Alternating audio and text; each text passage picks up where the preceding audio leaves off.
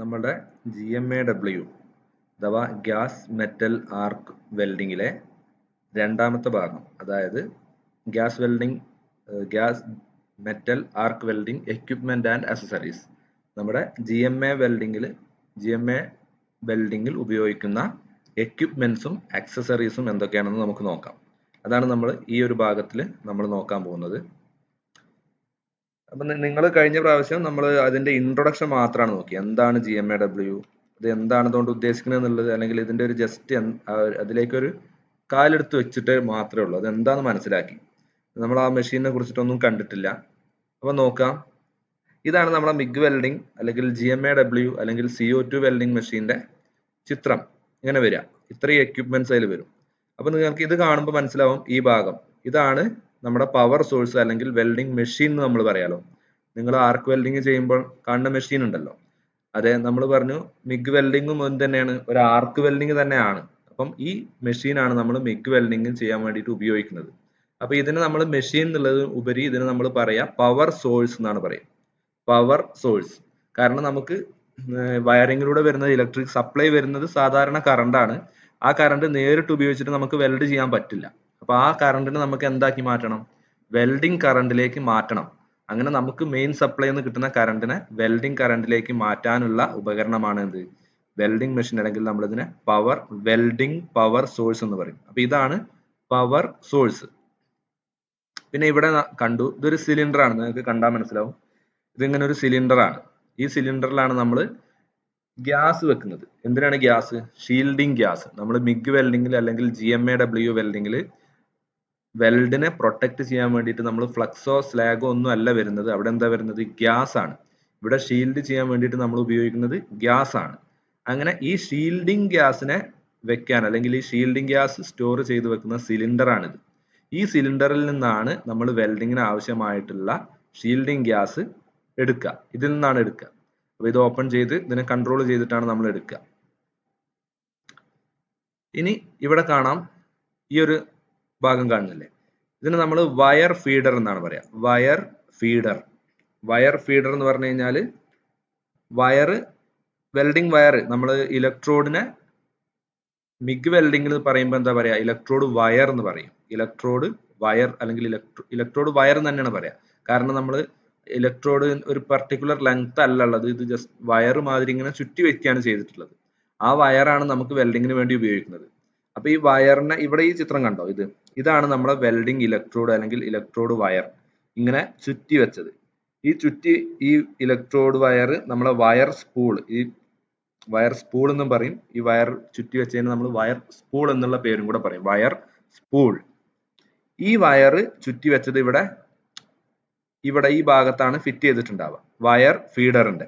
ഈ മെഷീന്റെ മൊത്തത്തിൽ പറയുന്ന ഈ ഭാഗത്തിനെ മൊത്തത്തിൽ പറയുന്ന പേരാണ് വയർ ഫീഡർ. ഈ ഭാഗത്തിനെ മൊത്തത്തിൽ നമ്മൾ വയർ ഫീഡർ എന്ന് പറയും.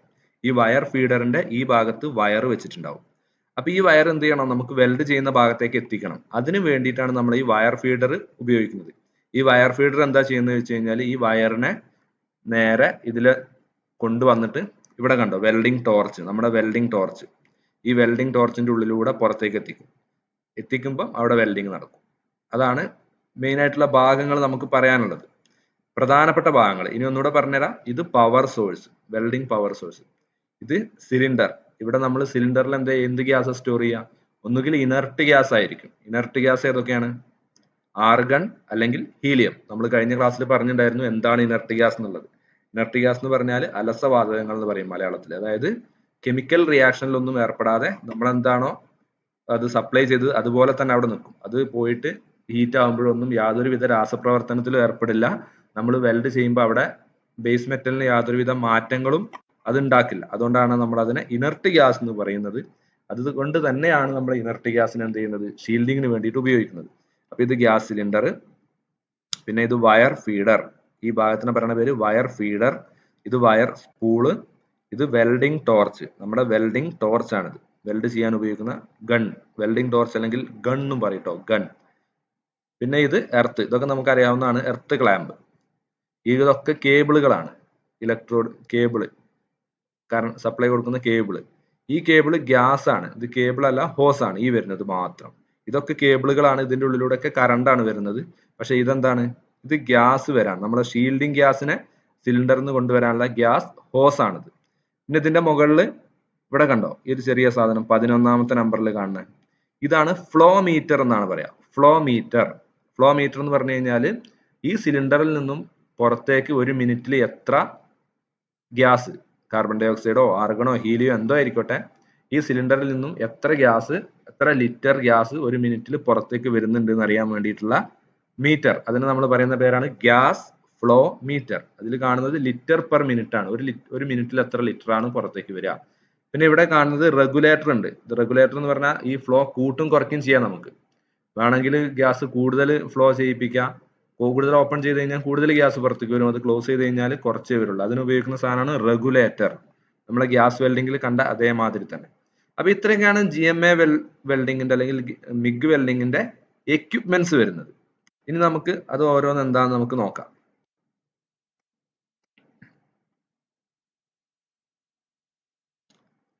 ആദ്യത്തേതാണ് MiG welding power sources. MiG welding power source എന്ന് പറയും. അപ്പൊ എന്താണ് പവർ സോഴ്സ്? നമ്മൾ പറഞ്ഞു, നമുക്ക് കിട്ടുന്ന സപ്ലൈനെ വെൽഡിംഗ് സപ്ലൈ ആക്കി മാറ്റാൻ വേണ്ടിയിട്ട് ഉപയോഗിക്കുന്ന മെഷീൻ, അതിനെയാണ് നമ്മൾ വെൽഡിംഗ് പവർ സോഴ്സ് എന്ന് പറയാം. വെൽഡിംഗ് കറണ്ട് ആക്കി തരുന്ന ആ മെഷീനെയാണ് നമ്മൾ വെൽഡിംഗ് പവർ സോഴ്സ് എന്ന് പറയാം. അപ്പൊ ഇവിടെ ഒരു പ്രത്യേകത ഉണ്ട്.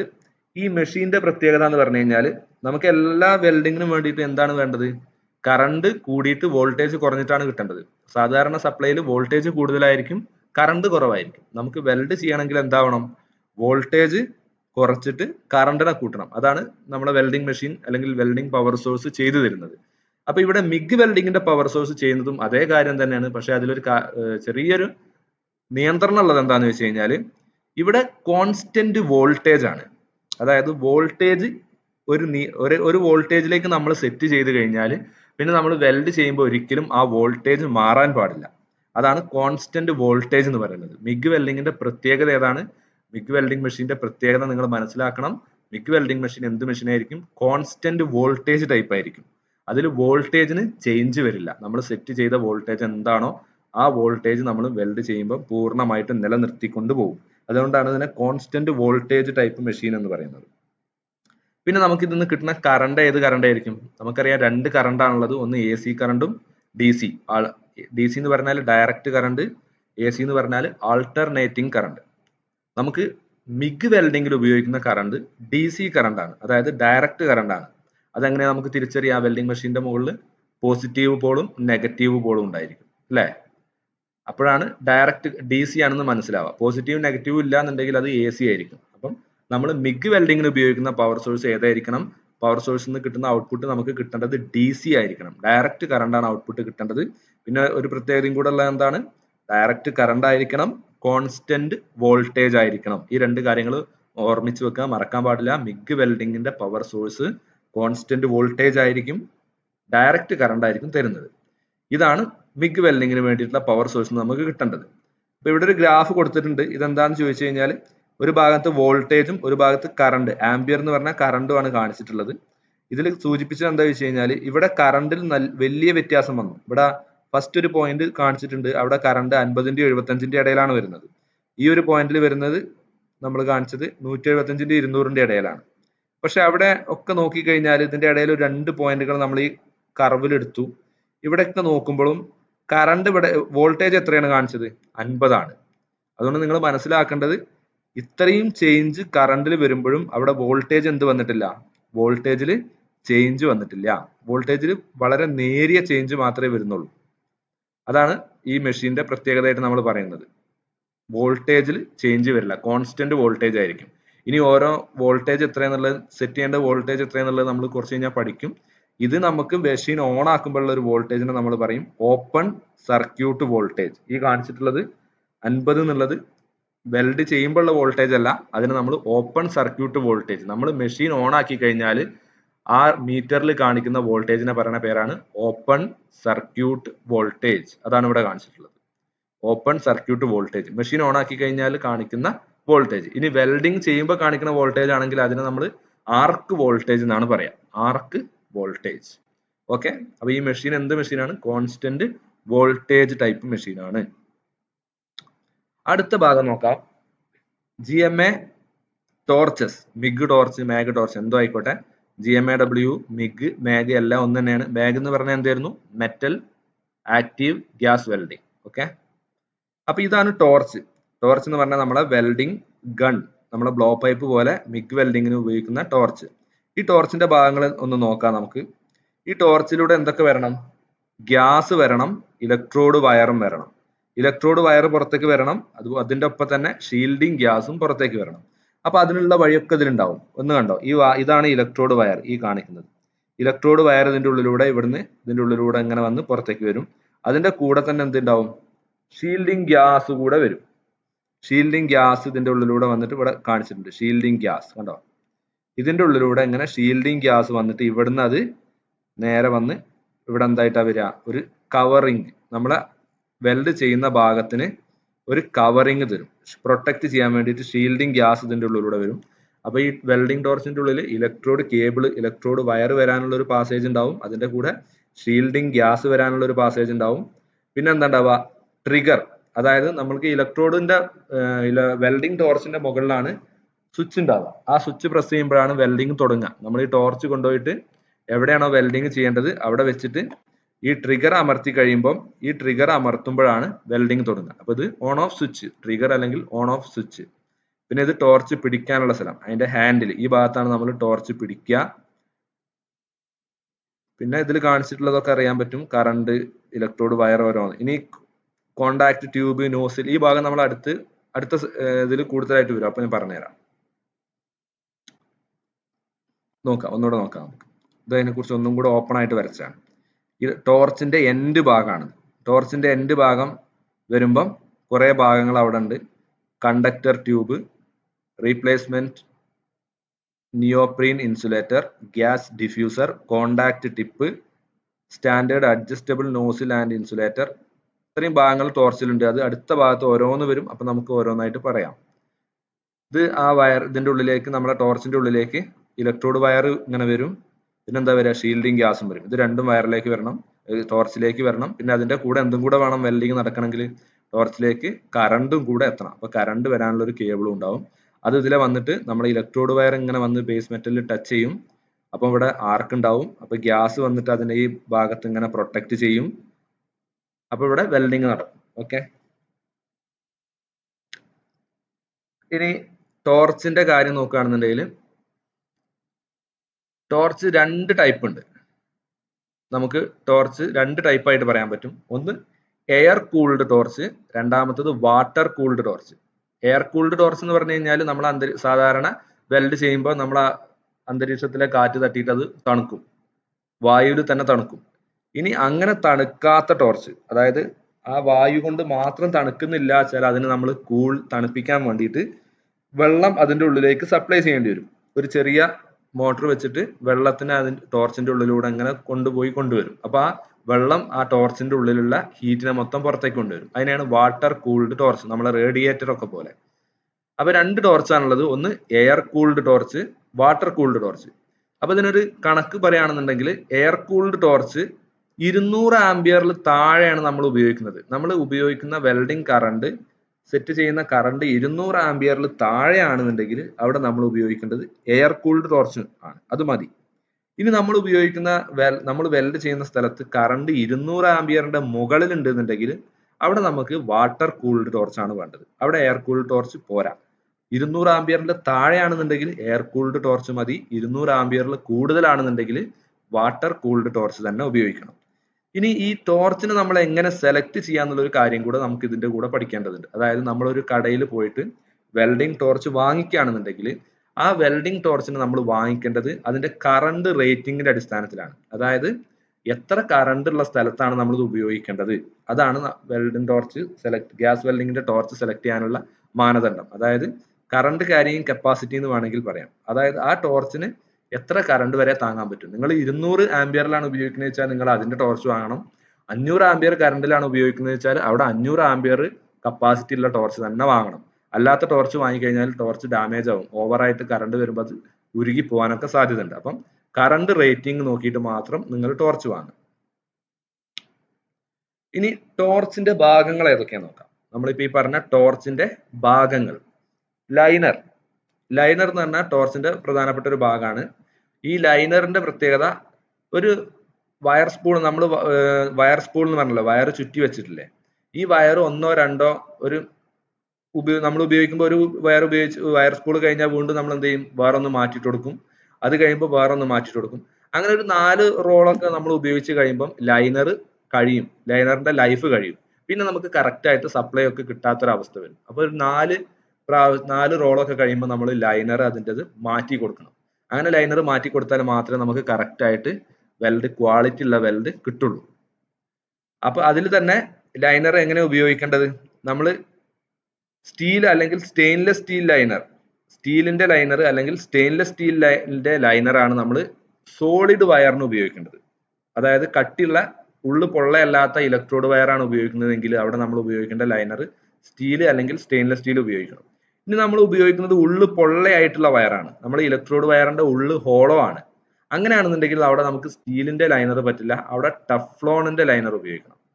ടഫ്ലോൺ അത് ഒന്ന് ഉള്ളു പൊള്ളയായിട്ടുള്ള അലുമിനിയം പോലുള്ള സാധനങ്ങൾക്ക്, ഉള്ളു പൊള്ളാന്നല്ല, ഉള്ളു പൊള്ളയായിട്ടുള്ള വയർ വരുന്നുണ്ട്. അത് നമുക്ക് അടുത്ത ഭാഗത്താണ് പഠിക്കാനുള്ളത്. Flux cored wire, flux cored arc welding വരും, അപ്പം നമുക്കത് പഠിക്കാം.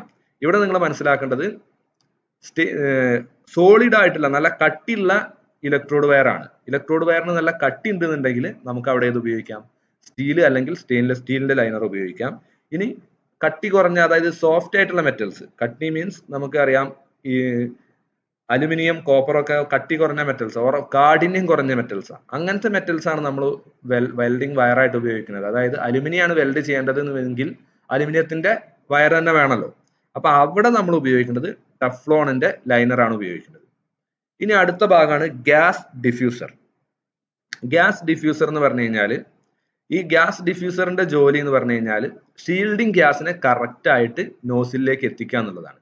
നമുക്കറിയാം ഷീൽഡിംഗ് ഗ്യാസ് വെൽഡിംഗ് ടോർച്ചിലേക്ക് വരും. ആ ഷീൽഡിംഗ് ഗ്യാസ് പുറത്തേക്ക് പോകുമ്പോൾ അത് പരന്നിട്ട് പോകാൻ പാടില്ല. അതെങ്ങനെ പോകേണ്ടത്, ആ നമ്മൾ വെൽഡ് ചെയ്യുന്ന ഭാഗത്ത് ഒരു ഷീൽഡായിട്ട് അത് ആക്ട് ചെയ്യണം. വെൽഡ് ചെയ്യുന്ന ഭാഗത്ത് അതൊരു ഷീൽഡായിട്ട് പ്രവർത്തിക്കണം. അങ്ങനെ പ്രവർത്തിക്കണം എന്നുണ്ടെങ്കിൽ ആ ഗ്യാസിനെ നമ്മൾ കൺട്രോൾ ചെയ്ത് ഒരു ലെവലിൽ സ്ട്രൈറ്റ് ആക്കിയിട്ട് വിടണം. അങ്ങനെ വിടാൻ വേണ്ടിയിട്ട് നമ്മൾ ഈ ഗ്യാസ് വെൽഡിങ്ങിൽ മിഗ് വെൽഡിങ്ങിൽ ഉപയോഗിക്കുന്ന ഭാഗം, ടോർച്ചിലുള്ള ഭാഗമാണ് ഗ്യാസ് ഡിഫ്യൂസർ. അത് എന്താ ചെയ്യുന്നത്, ഷീൽഡിംഗ് ഗ്യാസിനെ പരമാവധി സ്ട്രൈറ്റ് ആക്കിയിട്ട് സപ്ലൈ ചെയ്യും. എവിടേക്ക്, നോസിലേക്ക് സപ്ലൈ ചെയ്യും. ഇവിടെ നോക്കാം, നമുക്ക് ഈ വെൽഡിംഗ് ടോർച്ചിന്റെ ഭാഗങ്ങളാണ് കാണിച്ചിട്ടുള്ളത്. ഇവിടെ ഗ്യാസ് ഡിഫ്യൂസർ എന്ന് പറയുന്ന ഭാഗം ഇതാണ്, ഈ കാണുന്നതാണ് ഗ്യാസ് ഡിഫ്യൂസർ. ഇവിടെ വരെ ഗ്യാസ് വരും, ഇവിടെ നിന്നാണ് എന്ത് ചെയ്യുക, അത് കറക്റ്റ് ഒരേ ലെവലിലേക്ക് പുറത്തേക്ക് വിട്ടിട്ട് ഷീൽഡിങ് നൽകാൻ വേണ്ടിയിട്ട് കൊടുക്കും. അതാണ് ഗ്യാസ് ഡിഫ്യൂസർ എന്ന് പറയുന്നത്. ഇനി അടുത്തത് contact tip holder. Contact tip holder. അപ്പൊ ഇവിടെ 2 ഭാഗം നമുക്ക് നോക്കാം. ഇതാണ് കോണ്ടാക്ട് ടിപ്പ്. ഈ കോണ്ടാക്ട് ടിപ്പ് എന്ന് പറഞ്ഞു കഴിഞ്ഞാൽ, ഈ കോണ്ടാക്ട് ടിപ്പിന്റെ ഉള്ളിലാണ് നമ്മൾ ഇലക്ട്രോഡ് വരിക. നമ്മളെ വെൽഡിംഗ് ഇലക്ട്രോഡ് ഇതിന്റെ ഉള്ളിലൂടെ അങ്ങനെ വന്ന് ഈ കോണ്ടാക്ട് ടിപ്പിന്റെ ഉള്ളിലൂടെയാണ് പുറത്തേക്ക് വരിക. അപ്പൊ ഈ കോണ്ടാക്ട് ടിപ്പിനെ ഹോൾഡ് ചെയ്യാനുള്ള ഭാഗത്തിനെയാണ് നമ്മൾ കോണ്ടാക്ട് ടിപ്പ് ഹോൾഡർ എന്ന് പറയാം. ഈ ഭാഗം ഇതിന്റെ ഉള്ളിൽ കുടുങ്ങി നിൽക്കും, ആ ഭാഗത്തിന് നമ്മൾ പറയും കോണ്ടാക്ട് ടിപ്പ് ഹോൾഡർ. അപ്പൊ രണ്ടാമത്തെ ഭാഗമാണ് കോണ്ടാക്ട് ടിപ്പ്. ഈ കോണ്ടാക്ട് ടിപ്പ് എന്താണ്, വെൽഡിംഗ് ഇലക്ട്രോഡ് ഇതിലങ്ങനെ വന്നിട്ട് ഈ കോണ്ടാക്ട് ടിപ്പിന്റെ ഉള്ളിലൂടെ പുറത്തേക്ക് വന്ന് നോസിലിന്റെ ഉള്ളിൽ കൂടെ പുറത്തേക്ക് വരും. അപ്പൊ ഈ കോണ്ടാക്ട് ടിപ്പ് എന്തിനാന്ന് വെച്ച് കഴിഞ്ഞാൽ, ഈ കോണ്ടാക്ട് ടിപ്പിൽ വെച്ചിട്ടാണ് നമ്മളെ ഇലക്ട്രോഡ് വയറിലേക്ക് ഇലക്ട്രിസിറ്റി പാസ് ചെയ്യുന്നത്. അതായത് വെൽഡിംഗ് കറണ്ട് നമ്മുടെ വയറിലേക്ക് പാസ് ചെയ്യുന്നത് കോണ്ടാക്ട് ടിപ്പിൽ വെച്ചിട്ടാണ്. അതുകൊണ്ടാണ് ഇതിനെ കോണ്ടാക്ട് ടിപ്പ് എന്ന് പറയുന്നത്. ചെറിയൊരു കോണ്ടാക്ട് അവിടെ ഉണ്ടാവും. ഈ കോണ്ടാക്ട് ടിപ്പിലൂടെ വയർ പുറത്തേക്ക് പോകുമ്പം അവിടുന്ന് കറണ്ട് അതിന് കിട്ടും, നമ്മുടെ വയറിലേക്ക് പാസ് ചെയ്യും. അതാണ് കോണ്ടാക്ട് ടിപ്പ്. അടുത്ത ഭാഗം എന്താണ്, contact tip, contact tip holder. ഇനിയുള്ളത് നോസിൽ. നോസിൽ എന്ന് പറഞ്ഞു കഴിഞ്ഞാൽ ഈ ഭാഗം, നമ്മളെ നോസിലിനെ പറയുകയാണെന്നുണ്ടെങ്കിൽ 2 ടൈപ്പ് നോസിൽ നമുക്ക് പറയാൻ പറ്റും. നോസിൽ ഇവിടുന്ന് ഇങ്ങോട്ടുള്ള ഈ ഭാഗം ഉണ്ടല്ലോ, ഇതിനാണ് നോസിൽ എന്ന് പറയുന്നത്. നോസിൽ ഒന്നുകിൽ കർവായിട്ടുള്ള നോസിൽ ഉണ്ടാവും. ഇപ്പൊ ഈ ചിത്രത്തിൽ കാണാം, ഇത് കണ്ടോ, ഈ നോസിൽ ഇങ്ങനെ കർവാണ്. ഇത് കർവായിട്ടുള്ള നോസിലും ഉണ്ട്, അതുപോലെ തന്നെ സ്ട്രെയിറ്റ് ആയിട്ടുള്ള നോസിലും ഉണ്ട്. അപ്പൊ നമുക്ക് ചില ഉള്ളിലേക്ക് കുറച്ച് എത്താത്ത ഭാഗങ്ങളിലൊക്കെ വെൽഡ് ചെയ്യണമെന്നുണ്ടെങ്കിൽ സ്ട്രൈറ്റ് ആയിട്ടുള്ള നോസിൽ മതിയാവില്ല. അവിടെ കർവ് ആയിട്ടുള്ള നോസിലായിരിക്കും നല്ലത്. അപ്പൊ അത് നമ്മൾ ചെയ്യുന്ന വർക്ക് എവിടെയാണോ അതിനനുസരിച്ച് നിൽക്കും. അപ്പൊ നോസിൽ രണ്ട് ടൈപ്പ് ഉണ്ട്, ഒന്ന് കർവും ഉണ്ട്, കർവ്ഡ് നോസിലും ഉണ്ട്, ഒന്ന് സ്ട്രെയിറ്റ് ആയിട്ടുള്ള നോസിലും ഉണ്ട്. അത് മനസ്സിലാക്കുക. Straight nozzle and curved nozzle. Curved നോസിലാകുമ്പോൾ നമുക്ക് ഈ വെൽഡ് ചെയ്യാൻ കുറച്ച് വളഞ്ഞൊക്കെ ചെയ്യണമെന്നുണ്ടെങ്കിൽ അവിടെ നമുക്ക് കർവ്ഡ് നോസിൽ ഒന്നും കൂടെ ഹെൽപ്പ് ചെയ്യും നമ്മളെ വെൽഡ് ചെയ്യാൻ വേണ്ടിയിട്ട്. അടുത്തത് wire feed system. Wire feed system ഏതാണ്? ഫസ്റ്റ് ചിത്രത്തിൽ നമ്മൾ പറഞ്ഞു ഈ ഭാഗം, ഇതിനെയാണ് നമ്മൾ വയർ ഫീഡ് സിസ്റ്റം എന്ന് പറയുന്നത്. ഈ വയർ ഫീഡ് സിസ്റ്റത്തിൽ എന്തൊക്കെയാണ് നടക്കുന്നത് നമ്മൾ പറഞ്ഞു നേരത്തെ, ഒന്നും കൂടെ പറയാം. അപ്പൊ ആദ്യം തന്നെ വയർ ഫീഡ് സിസ്റ്റത്തിന്റെ ഭാഗങ്ങൾ ഒന്ന് നോക്കാം. ഒന്നാമത്തെ ഭാഗം wire spool holder. Wire spool holder എന്ന് പറഞ്ഞു കഴിഞ്ഞാൽ ഈ വയർ സ്പൂൾ വെച്ച ഈ സ്ഥലല്ലേ, ഇത് ഈ ഒരു ഭാഗമുണ്ട് ഇവിടെ, കണ്ടു ഈ നെട്ട്, ഇതിന്റെ ഈ തല അങ്ങോട്ടുണ്ടാവും, അവിടെ ഹോൾഡ് ചെയ്യാനുള്ളൊരു ഭാഗം ഉണ്ടാവും, അതിലേക്കാണ് നമ്മൾ ഈ വയർ സ്പൂളിനെ കയറ്റി വെക്കുക. ആ ഭാഗത്തിനെ പറയുന്ന പേരാണ് വയർ സ്പൂൾ ഹോൾഡർ. ഈ വയർ സ്പൂൾ കയറ്റി വെക്കാനുള്ള സ്ഥലം, അതിനെയാണ് നമ്മൾ വയർ സ്പൂൾ ഹോൾഡർ എന്ന് പറയാം. ഇനി അടുത്തത് എന്താണ്? വയർ സ്പൂൾ ഹോൾഡർ, പിന്നെ wire drive motor. Drive motor എന്ന് പറഞ്ഞു കഴിഞ്ഞാൽ നമ്മൾ വയർ സ്പൂൾ ഹോൾഡറിൽ വയറിനെ വെച്ചു. ഈ വയറിനെ വെച്ച് കഴിഞ്ഞാൽ ഈ വയർ എന്ത് ചെയ്യണം? ഈ വയർ ഇങ്ങോട്ട് എത്തണ്ടേ? അപ്പൊ ഈ വയർ ഇങ്ങോട്ട് എത്തണം എന്നുണ്ടെങ്കിൽ ഈ വയറിനെ ഒന്ന് തിരിച്ചു കൊടുക്കണം. അങ്ങനെ ഈ വയറിനെ തിരിക്കാൻ വേണ്ടിയിട്ട് ഒരു മോട്ടർ ഉണ്ടാവും. ഈ വയർ സ്പൂളിനെ മൊത്തം ഇങ്ങനെ കറക്കാൻ വേണ്ടിയിട്ട് ഒരു മോട്ടോർ ഉണ്ടാവും, ഇലക്ട്രിക്കലി വർക്ക് ചെയ്യുന്ന മോട്ടോർ. ആ മോട്ടോറിനെ പറയുന്ന പേരാണ് വയർ ഫീഡ് മോട്ടോർ അല്ലെങ്കിൽ വയർ ഫീഡ് ഡ്രൈവ്. നമ്മൾ ഇവിടെ പറഞ്ഞ പേരെന്താണ്? Drive motor. ഇനി ഡ്രൈവ് റോളേഴ്സ്. ഡ്രൈവ് റോളേഴ്സ് എന്ന് പറഞ്ഞു കഴിഞ്ഞാൽ ഈ ചിത്രത്തിൽ നോക്കാം. ചിത്രത്തിൽ ഇവിടുന്ന് വയർ ഇങ്ങനെ പുറത്തേക്ക് വരണല്ലോ, അപ്പൊ വയറിനെ ഒന്ന് കറക്റ്റ് ആയിട്ട് ഗൈഡ് ചെയ്ത് കൊടുക്കണം. അപ്പോൾ പറയുകയാണെങ്കിൽ റോളേഴ്സ് എന്ന് ഉദാഹരണം പറയുകയാണെങ്കിൽ നമ്മൾ കരിമ്പ് ജ്യൂസ് അടിക്കുന്ന മെഷീനിന്റെ ഉള്ളിലൂടെ കരിമ്പ് വരുന്ന ആ ഭാഗമല്ലേ, കരിമ്പ് അങ്ങനെ വെക്കുമ്പോൾ ആ റോളർ ഇങ്ങനെ കറങ്ങുമ്പോൾ അതിന്റെ ഇടയിലൂടെ അല്ലേ കരിമ്പ് പുറത്തേക്ക് വരുന്നത്. ആ റോളർ, അങ്ങനെ രണ്ട് റോളർ എന്തുണ്ടാവും, ഇവിടെ വയറിനെ പുറത്തേക്ക് കൊണ്ടുവരാനും ഉണ്ടാവും. അതിന് നമ്മൾ പറയുന്ന പേരാണ് wire feed rollers, drive rollers അല്ലെങ്കിൽ വയർ ഫീഡ് റോളേഴ്സ് അല്ലെങ്കിൽ ഡ്രൈവ് റോളേഴ്സ് എന്ന് പറയും. അപ്പൊ ഈ റോളേഴ്സ് കുറെ ടൈപ്പ് ഉണ്ട്. വി ടൈപ്പ് ഉണ്ട്. വി ടൈപ്പ് പറഞ്ഞാൽ വി ഷേപ്പിലായിരിക്കും. വി നേൾഡ് എന്ന് പറഞ്ഞാൽ അതിൽ ചെറിയ ചെറിയ കൊത്തുകൾ ഉണ്ടാവും. പിന്നെ യു ടൈപ്പിലും ഉണ്ടാവും. അത് ഓരോന്നിനും ഓരോ, അലുമിനിയം പോലുള്ള വയറുകൾ, സോഫ്റ്റ് ആയിട്ടുള്ള വയറുകളാണെന്നുണ്ടെങ്കിൽ നമ്മൾ അവിടെ യു ടൈപ്പിലുള്ള റോളറാണ് ഉപയോഗിക്കുക. സ്റ്റീലിന്റെ അതുപോലെ ഹാർഡ് ആയിട്ടുള്ള വയറുകളാണെന്നുണ്ടെങ്കിൽ അവിടെ നമ്മൾ വി ടൈപ്പിലുള്ള റോളറാണ് ഉപയോഗിക്കുക. ഇനി ഫ്ലക്സ് കോർഡ്, ഞാൻ നേരത്തെ പറഞ്ഞു ഫ്ലക്സ് കോർഡ് വയർ, ഉള്ളു പൊള്ളയായിട്ടുള്ള വയർ ആണെന്നുണ്ടെങ്കിൽ അവിടെ നമ്മൾ വി ടൈപ്പുള്ള വി നേൾഡ് റോളേഴ്സ് ആണ് ഉപയോഗിക്കുക. ഇനി വയർ ഫീഡ് സിസ്റ്റത്തിന്റെ ചുമതലകൾ നമ്മളിപ്പോ ഈ പറഞ്ഞതെന്ന് മനസ്സിലാക്കാം എന്തിനാണ് വയർ ഫീഡ് സിസ്റ്റം ഉപയോഗിക്കുന്നത്. ഒന്ന്, വയറിന്റെ സ്പീഡ് കൺട്രോൾ ചെയ്യാൻ. നമ്മൾ ഈ വയർ വെൽഡിംഗ് ടോർച്ചിലേക്ക് എത്തുമ്പോൾ അതിന് സ്പീഡ് കൂട്ടും കുറയ്ക്കും ചെയ്യാം. അപ്പൊ ഒന്ന് control the speed of the wire. Electrode വയറിന്റെ സ്പീഡ് കൺട്രോൾ ചെയ്യാൻ വേണ്ടിയിട്ട് നമ്മൾ വയർ ഫീഡ് സിസ്റ്റം ഉപയോഗിക്കും. അതിന്റെ മോട്ടോറിന്റെ സ്പീഡ് കൂട്ടി കഴിഞ്ഞാൽ വയർ കൂടുതലായിട്ട് പുറത്തേക്ക് വരും, മോട്ടോറിന്റെ സ്പീഡ് കുറച്ച് കഴിഞ്ഞാൽ വയർ പതുക്കെ പുറത്തേക്ക് വരുള്ളൂ. അത് ഒന്നാമത്തെ ഒരു അതിന്റെ എന്താണ് ധർമ്മം, വയർ ഫീഡ് സിസ്റ്റത്തിന്റെ ഉപയോഗം. അപ്പൊ ഈ സ്പീഡ് കൂടും കുറയും ചെയ്യുമ്പോൾ വേറൊരു കാര്യം കൂടെ നടക്കും. സ്പീഡ് കൂടുമ്പോൾ അവിടെ കറണ്ടും കൂടും. വയറിന്റെ പുറത്തേക്ക് വരുന്ന സ്പീഡ് കൂടി കഴിഞ്ഞാൽ അവിടെ കറണ്ട് കൂടും. വയറിന്റെ സ്പീഡ് കുറഞ്ഞു കഴിഞ്ഞാൽ അവിടെ കറണ്ട് കുറയും. അതും കൂടെ അതിന്റെ കൂടെ മനസ്സിലാക്കാം. പിന്നെ രണ്ടാമത്തെ കാര്യം, provide the path for welding current to be passed from the welding power source. നമ്മുടെ വെൽഡിംഗ് പവർ സോഴ്സ് നിന്ന് വെൽഡിംഗ് കറണ്ടിനെ വെൽഡിങ്ങിലേക്ക് എത്തിക്കണ്ടേ, വെൽഡ് ചെയ്യുന്ന ടോർച്ചിലേക്ക് എത്തിക്കണ്ടേ, അതിനുള്ളൊരു വഴിയായിട്ട് ഇത് പ്രവർത്തിക്കും, വയർ ഫീഡ് സിസ്റ്റം പ്രവർത്തിക്കും. പിന്നെ മൂന്നാമത്തെ കാര്യം, ഗ്യാസിനെ കിട്ടണം. നമുക്ക് ഷീൽഡിംഗ് ഗ്യാസ് വേണം. ഈ ഷീൽഡിംഗ് ഗ്യാസിനെ എന്ത് ചെയ്യും, നമ്മുടെ ടോർച്ചിലേക്ക് എത്തിക്കുന്നത് ആര് തന്നെയാണ്? Wire feed system. നമ്മൾ വയർ ഫീഡ് സിസ്റ്റത്തിലേക്കാണ് സിലിണ്ടറിന് നേരിട്ടിട്ട് ഗ്യാസിന്റെ സപ്ലൈ കൊടുക്കുക. അത് നേരെ സിലിണ്ടറിന് നേരെ കിട്ടിയിട്ട് എന്ത് ചെയ്യും, അത് വെൽഡിംഗ് ടോർച്ചിലേക്ക് കൊടുക്കും. അതൊരു സോളിനോയിഡ് വാൾവ് വഴിയാണ് അത് കൺട്രോൾ ചെയ്ത് കൊടുക്കുന്നത്. അപ്പൊ ഇത്രയാണ് വയർ ഫീഡ് സിസ്റ്റത്തിന്റെ ചുമതലകൾ. ഒന്ന്, വയറിന്റെ സ്പീഡ് കൺട്രോൾ ചെയ്യുക. അത് വയറിന്റെ സ്പീഡ്, വെൽഡിംഗ് ടോർച്ചിലേക്ക് എത്തുന്ന വയറിന്റെ സ്പീഡ് കൺട്രോൾ ചെയ്യുക. രണ്ടാമത്, വെൽഡിംഗ് കറണ്ടിനെ സപ്ലൈ ചെയ്യാനുള്ള ഒരു വഴിയായിട്ട് പ്രവർത്തിക്കുക. മൂന്നാമത്തത്, ഗ്യാസ് ഫ്ലോനെ കൺട്രോൾ ചെയ്യുക. ഇതാണ് വയർ ഫീഡ് സിസ്റ്റം ചെയ്യുന്നത്. ഇനി വയർ ഫീഡ് കൺട്രോളിൽ കുറച്ച് സ്വിച്ചുകൾ ഉണ്ട്. അതായത് നമുക്ക് അതിൽ കൺട്രോൾ ചെയ്യാൻ വേണ്ടിയിട്ട് ഇപ്പൊ ഈ മുകളിൽ പറഞ്ഞ ചുമതലകളൊക്കെ ചെയ്യാൻ വേണ്ടിയിട്ടുള്ള കുറച്ച് സ്വിച്ചുകൾ. ആ സ്വിച്ചുകൾ എന്താ നോക്കാം. ഒന്ന് വയർ സ്പീഡ്, ആ പേരിൽ തന്നെ ഉണ്ട് അതെന്തായിരിക്കും, വയറിന്റെ സ്പീഡ് കൂട്ടാനും കുറയ്ക്കാനും. അത് കൂട്ടിക്കഴിഞ്ഞാൽ നമ്മളെ മോട്ടോർ സ്പീഡിൽ, ഡ്രൈവ് മോട്ടോർ സ്പീഡിൽ കറങ്ങും. അപ്പോൾ വയർ കൂടുതലായിട്ട് പുറത്തേക്ക് വരും. അതിന്റെ കൂടെ തന്നെ എന്തും കൂടെ കൂടും, നേരത്തെ പറഞ്ഞു വയറിന്റെ സ്പീഡ് കൂടുമ്പോൾ അതിന്റെ കൂടെ വെൽഡിംഗ് കറണ്ട് അല്ലെങ്കിൽ ആംബിയറേജും കൂടും. പുറത്തേക്ക് സ്പീഡ് കൂട്ടി കഴിഞ്ഞാൽ അവിടെ വെൽഡിംഗ് കറണ്ട് കൂടും, സ്പീഡ് കുറച്ച് കഴിഞ്ഞാൽ വെൽഡിംഗ് കറണ്ട് കുറയും. ഇനി പർജ് സ്വിച്ച്. പർജ് സ്വിച്ച് എന്ന് പറഞ്ഞു കഴിഞ്ഞാൽ നേരത്തെ നമ്മൾ പറഞ്ഞു ആ സിലിണ്ടറിന്റെ മുകളിൽ ഒരു ഫ്ലോ മീറ്ററിനെ പറഞ്ഞില്ലേ, നമ്മളെ സിലിണ്ടറിന്റെ മുകളിൽ ഇവിടെ ഞാൻ ഒന്നുകൂടെ കാണിച്ചു തരാം.